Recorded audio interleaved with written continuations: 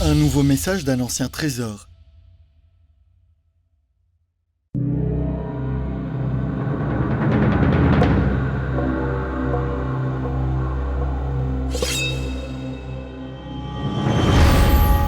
La période des printemps et automnes, ainsi que celle des royaumes combattants, fut une époque troublée, marquée par l'évolution de différentes écoles de pensée.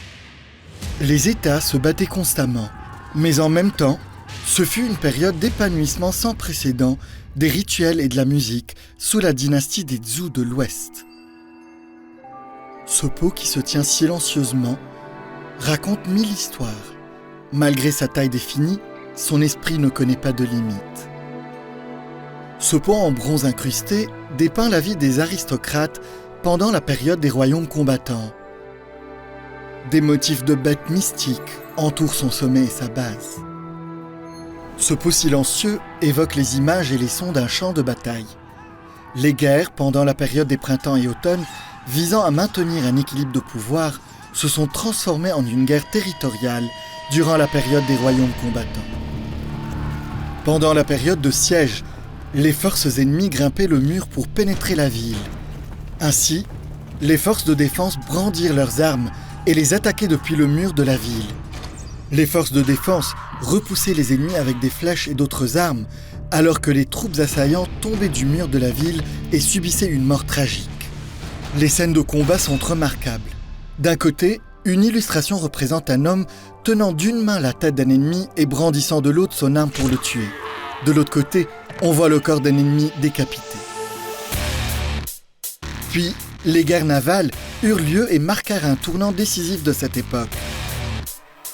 Naviguant dans l'eau, dans un navire de guerre avec des ponts interconnectés comme des dents de chien, les vaillants guerriers étaient tous impatients de combattre. Les troupes du pont supérieur se sont livrées au combat avec des armes à perche, tandis que les marins du pont inférieur ont pagaillé dur. Certaines troupes ont sauté du navire pour combattre dans l'eau, tandis que d'autres frappaient des tambours pour remonter le moral. Une autre illustration évoque une scène de la salle principale. Elle représente une célébration de la victoire après la guerre. Le chef, assis au milieu de la salle, les invités levèrent leurs verres. Accompagné de mélodies d'instruments à vent, c'était un rituel mis en place à l'époque pour célébrer. Pendant la guerre, le tir à l'arc était utilisé pour combattre les ennemis, mais en temps de paix, il était utilisé comme un outil de socialisation. Du temps de la dynastie Zhou, le tir à l'arc était l'un des 6 arts fondamentaux que les aristocrates devaient maîtriser. Les archers se trouvaient dans le pavillon, entourés de spectateurs. Conformément au rituel, ils tirent les flèches sur une cible marquée sur un tissu suspendu en l'air. Ensuite, un marqueur annonce les résultats.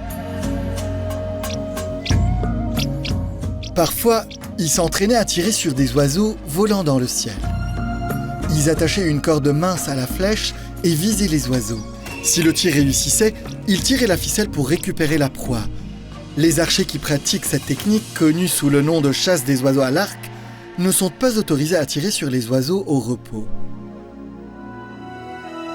Sur le pot en haut, une illustration représente un champ de mûrier, loin du chaos de la guerre. Dans ce champ, les hommes pratiquaient le tir à l'arc en paix et les femmes cueillaient les feuilles de mûrier en grimpant au sommet des arbres. Les paniers, perchés sur les branches, furent bientôt remplis des feuilles qu'ils cueillirent. Cette activité devenue un rituel dans un pays célèbre pour la production de la soie.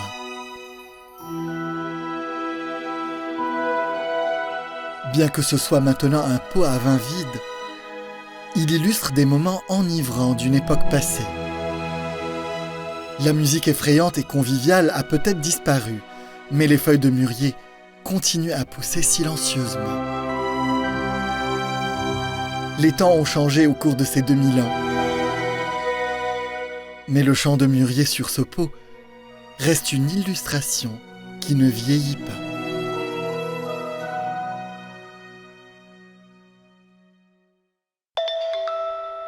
De nouveaux messages provenant d'autres trésors anciens vous attendent.